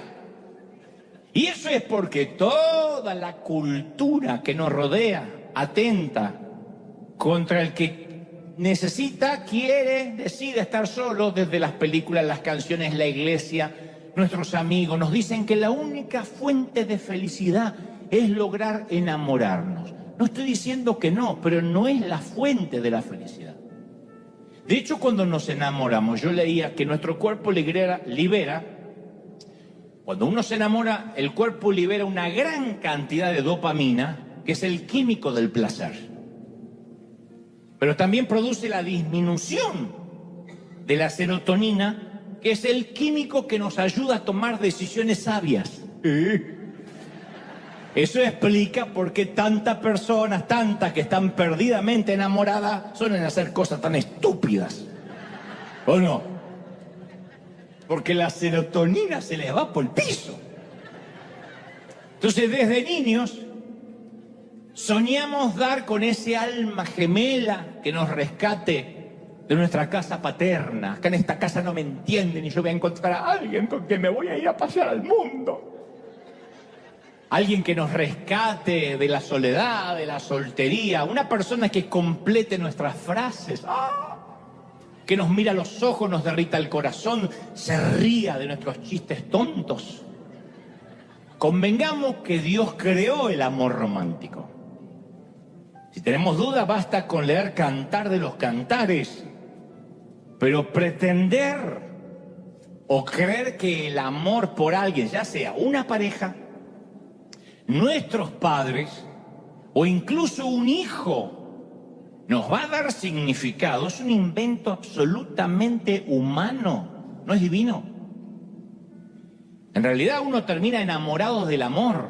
Hay un montón de gente enamoradas y enamorados del amor.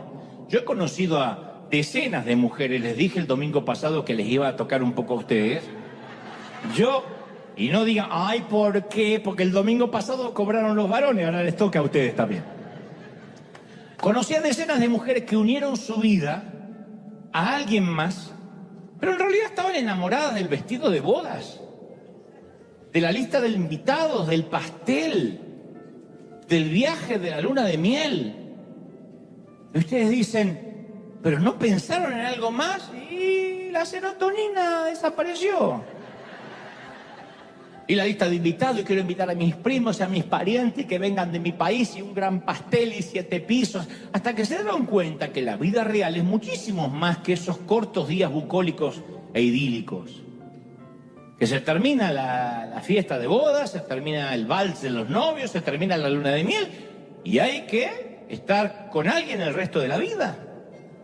Y esto no sucede solo a nivel pareja. Conozco a muchas madres que expresan su hambre por una relación de amor y llaman y le escriben a sus hijos adultos varias veces al día. Varias veces al día. Ustedes dicen, pero eso es normal, yo soy una madre. No, no es normal. Si tu hijo, que por cierto ya se casó, tiene su familia, no te contesta de inmediato, ya sientes que la vida no tiene sentido. ¿Para qué seguir viviendo? ¿Para qué los crié? Conozco madres que no tienen hijos, tienen rehenes.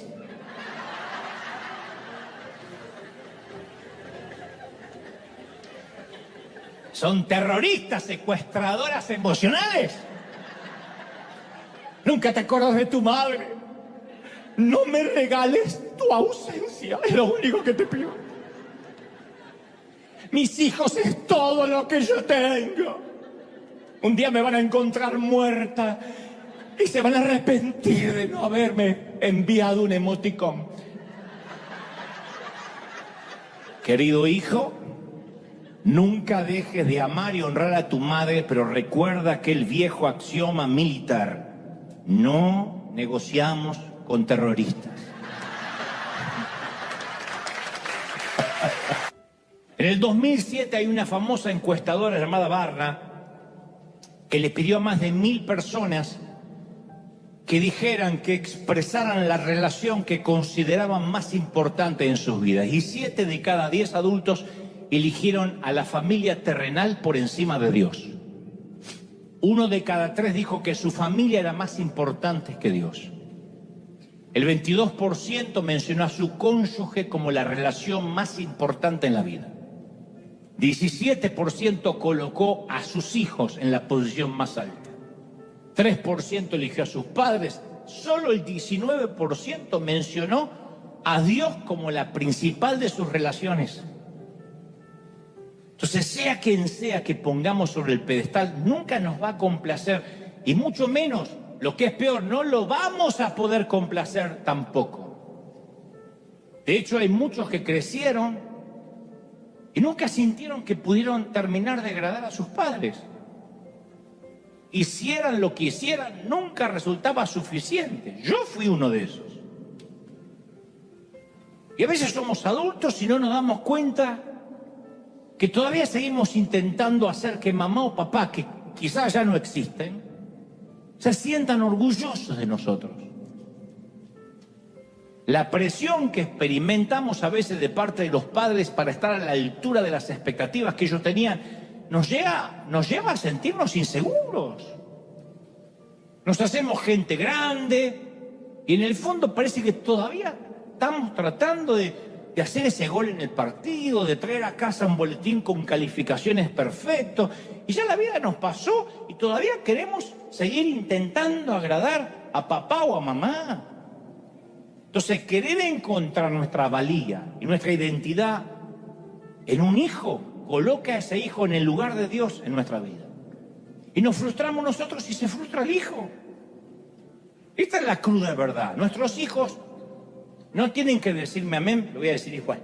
Nuestros hijos ni son perfectos, ni son los mejores del mundo, ni son los más inteligentes que la maestra no lo puede creer. No. Ni son los más espirituales, ni son los más guapos del mundo. Está bien que lo veas guapo, pero no es el más guapo del mundo. No es que lo andan buscando de Hollywood para que ponga la cara en el nuevo Mi Pobre Angelito. No va a ocurrir. Solo son hijos. Nuestros hijos son hijos como los de cualquier hijo de vecino. Lo único que podemos soñar es que sean íntegros y buena gente. Eso ya es un regalo de Dios. Pero ellos no nacieron para hacernos felices, ni para terminar la carrera que nosotros no pudimos terminar, ni para necesariamente continúen con el legado de nuestro ministerio. A mí me preocupa cuando un pastor pone a un hijo casi salido recién de la adolescencia a predicar y a exhortar al resto de la gente, en lugar de enviarlo a que primero se gane la vida trabajando y, si Dios lo quiere, que sea él el que lo llame al ministerio cuando sea su debido tiempo. Porque ningún abogado pondría a su hijo a defender a un cliente solo porque es su hijo, sin si ese hijo no pasó por la facultad de leyes. Ningún cirujano le diría al paciente: mire, hoy lo voy a operar mi nene. Él no es cirujano, pero heredó mi apellido y siempre me vio operar, así que tiene mi unción. Y además quiero que practique un poco. Quiero que se vaya fogueando, que se vaya haciendo. Eso, además de ser un simple nepotismo, es pretender poner un hijo en un sitio que aún no se ha ganado, que aún no ha pagado ningún precio para estar ahí. Por eso la congregación a veces tiende a rechazarlos cuando decimos: este va a heredarme unción. No siempre es así. Lo mismo cuando va por un yerno, por otro pariente que a veces ponemos frente a una empresa, frente a una compañía, frente a un ministerio, y que tiene el puesto y ni nos preocupamos si Dios lo llamó, si está capacitado para gestionarlo. Entonces, cuando hacemos eso, lo más probable es que estemos pidiéndoles que hagan algo para lo cual no fueron llamados. Y eso se llama perversión. Pervertir a un hijo es, la palabra perversión es desviar el uso natural. Y la perversión no solo se usa en términos sexuales, sino en términos ministeriales, espirituales, de legado. Y cuando fijamos nuestro corazón en nuestra familia, cometemos todos esos errores y finalmente herimos a quienes amamos y los elevamos al nivel de Dios. Es un error terrible que crea todo tipo de sentimientos negativos y amargura en la pareja, en un padre, en un hijo. No podemos, insisto, esperar que las cosas o que la gente llenen un vacío que tienen la forma de Dios. Por eso venimos a la iglesia. No para tener hijos más perfectos, sino para abotonar el primer botón en su ojal. Para eso venimos a la iglesia, para confirmar que Él es el centro de todos los rayos que giran en nuestra rueda. Entonces, hoy, ¿cómo deberíamos considerar nuestras relaciones familiares? Alguien que navegó en la superficie conmigo va a decir: entonces, ¿cuál es el mensaje? ¿Hay que amar menos? No, por supuesto, rotundamente no. Pero deberíamos amar de un modo diferente. ¿Y qué podemos hacer? Bueno, debemos quitar esas relaciones del centro y colocar ahí a Jesús. Y eso va a sanar el resto de las relaciones. Va a ser mejor mami, mejor papá, mejor hijo, mejor cónyuge. Hasta podríamos decir: mira, te amo demasiado como para convertirte en el centro de mi vida y darte un peso y una responsabilidad que no te mereces. No te puedo culpar por si me va bien o me va mal, o por si tengo o no tengo un mal día o un buen día. Y cuando Jesucristo realmente es nuestro verdadero Señor, estamos en mejores condiciones, tenemos la mejor versión de nosotros para ser esposos, para ser padres, hijos, novios, yernos, nueras. Porque quizás como Lea estamos tan enfocados en que nos amen que nos olvidamos de alabar y adorar a Dios. No esperemos un cuarto hijo para eso. No esperemos que tengamos muchos rechazos para que nuestra adoración sea dirigida hacia el centro. Y a veces necesitamos destronar a esos ídolos antes de estar listos para las bendiciones de Dios que Él preparó para nosotros. Y si continuamente le hacemos pasar momentos difíciles a aquellos que amamos, porque les reclamamos que no nos dan, que no nos sirven, que no nos corresponden, lo más probable es que estemos pidiéndoles que hagan algo, voy a decirlo otra vez, para lo cual no fueron creados. Nadie, ni nosotros, ni tú, ni yo, podemos brindar gozo y amor, porque hay una satisfacción profunda que solo puede provenir de Dios, no de ninguna persona. Si no, sería como realmente los cuentos de Disney: se casaron, vivieron felices y ya está, no hay más complicaciones. Ojalá el casamiento fuera el sumum de la felicidad, o tener un hijo, y tuvieron hijos y fueron felices. O finalmente dejaron de rentar, compraron su propia casa y fueron felices. O se mudaron a una montaña en el Tíbet y allí en la meditación profunda fueron felices. No. Los problemas y los afanes ocurren aquí y en el Tíbet, en el tránsito y en el medio de la nada. Por eso al iniciar este mensaje yo te dije que debíamos permitir que el Señor nos ausculte con un estetoscopio y que nos someta a un arteriograma espiritual. Y también te pedí concienzudamente que diéramos una caminata emocional hasta encontrar esas patologías escondidas que ni sospechábamos que padecíamos, pero son las que nos llenan de basura en la semana. Y prometimos que encontráramos lo que encontráramos, íbamos a permitir que Dios tratara con ellos. ¿Estamos de acuerdo, sí o no? Jacob, el nieto de Abraham, se enamora de una tal Raquel, hija de ese Labán. Y Génesis 29:16 relata: Labán tenía 2 hijas.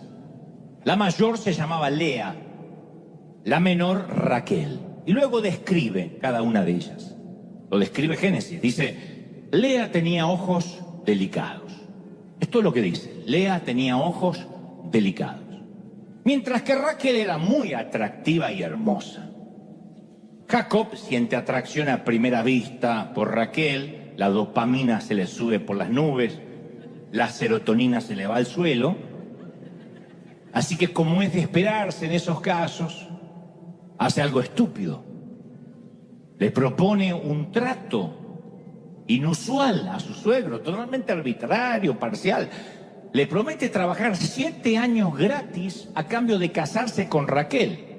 Claro, él no es el que inicialmente empieza la propuesta. Él dice: quiero casarme con Raquel. Y cuando su suegro dice: vas a trabajar 7 años si la quieres, él dice: ok.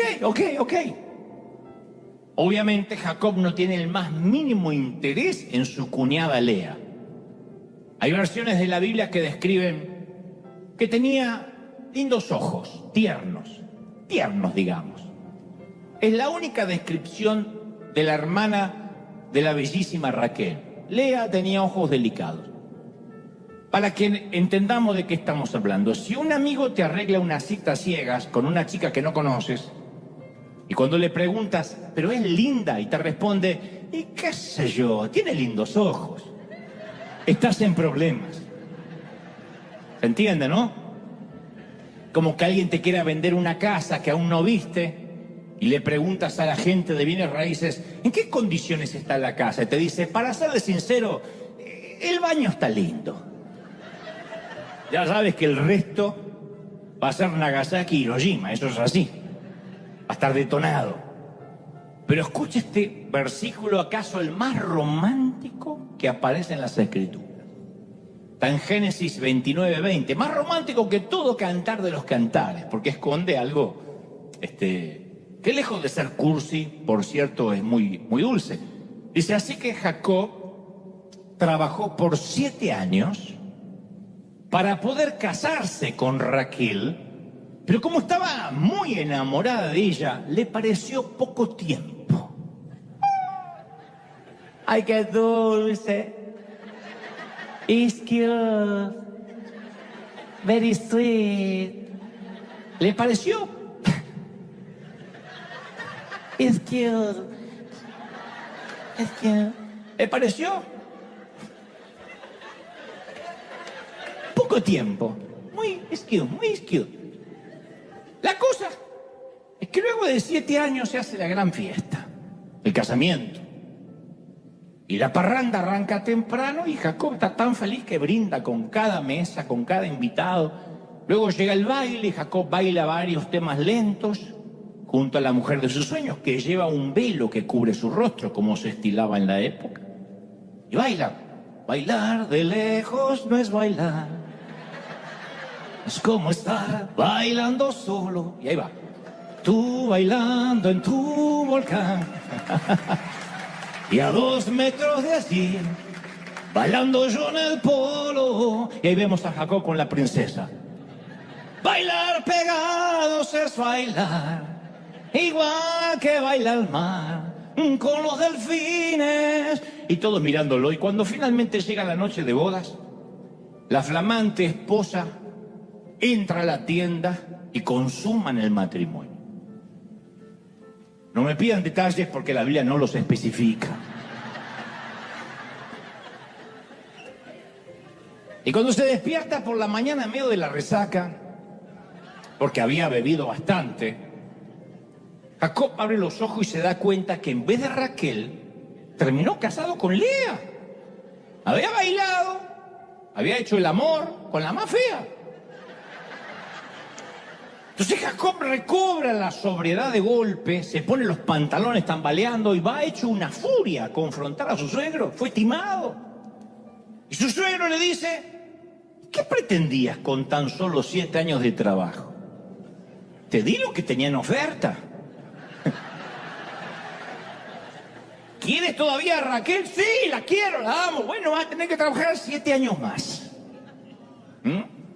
Ahora Jacob tiene 2 esposas y un gran lío. Pero esta historia me hace sentir no pena por Jacob, sino pena por quien se habla poco y parece una actriz secundaria en esta trama, Lea. Ella verdaderamente ama a su marido y haría cualquier cosa porque él la amara también.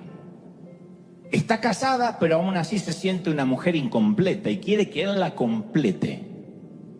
Yo conocí alguna vez a un hombre soltero en Argentina que cuando cumplió sus 30 y tantos años se compró su departamento y durante muchos meses no compró muebles. Podía, pero no compró, excepto tenía un colchón en el suelo y una mesita diminuta, mesita plegable en la cocina. Y él decía que no quería muebles porque quería que su esposa los eligiera a su gusto. Dijo: yo quiero que ella decore como le encanta y entonces voy a esperar que ella decore. Pero ni siquiera estaba saliendo con alguien este tipo. Tenía una novia imaginaria que hacía juego con sus muebles imaginarios. Y puso su vida y su felicidad en espera hasta encontrar a esa persona especial que le diera sentido y propósito.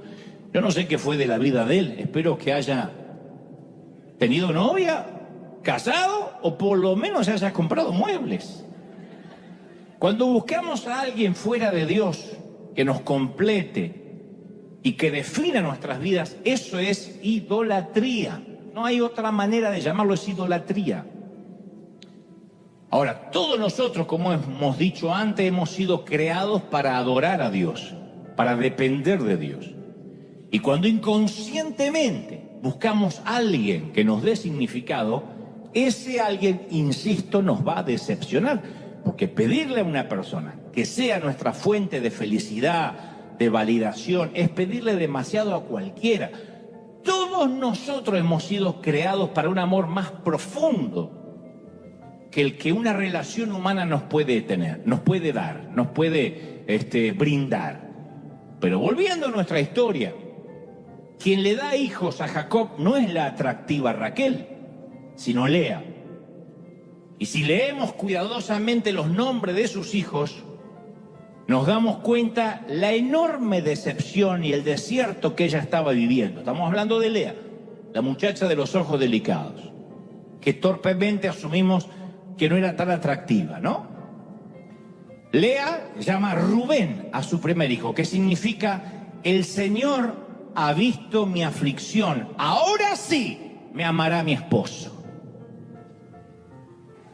Ahora sí me va a amar. Eso es lo que significaba Rubén. Cada vez que lo llamaba, el Señor miró mi aflicción y ahora sí me amará mi esposo. Luego tiene un segundo hijo. Llegó a oídos del Señor que no soy amada, dijo ella, y por eso me regaló este hijo. Llegó a oídos de mi Señor que yo no soy amada y me regaló este hijo. Con la llegada del tercer hijo, ella declaró, ahora sí mi esposo me amará, porque ya le he dado 3 hijos. Entonces cada hijo que tiene Lea piensa que ahora sí va a ser amada. Y luego del nacimiento de cada hijo se siente cada vez más decepcionada. Luego de varios años se produce un giro muy interesante, que se le escapa a la mayoría de los biblistas. Dice, Lea volvió a quedar embarazada, 4º hijo, y dio a luz el 4º, al que llamó Judá, porque dijo, esta vez alabaré al Señor, y a partir de ahí dejó de dar luz. Esta vez alabaré al Señor. No dijo, ahora sí me va a amar. ¿Cuándo este tipo me va a amar? Dijo, yo voy a alabar al Señor. Cuando Lea dijo, esta vez alabaré al Señor, le quitó a su marido el trono de su corazón y se lo entregó a Dios. Dijo, eso le pertenece a Dios. Y cambió. Y ese 4º hijo, con el cual ya no quería ganarse el amor de su esposo, le puso por nombre Judá, que significa, entre otras cosas, alabanza. Cuando uno después se va al Nuevo Testamento, pasamos muchos años, nos encontramos con el árbol familiar de Jesús. Y lo que leemos dice que Jacob fue el padre de Judá.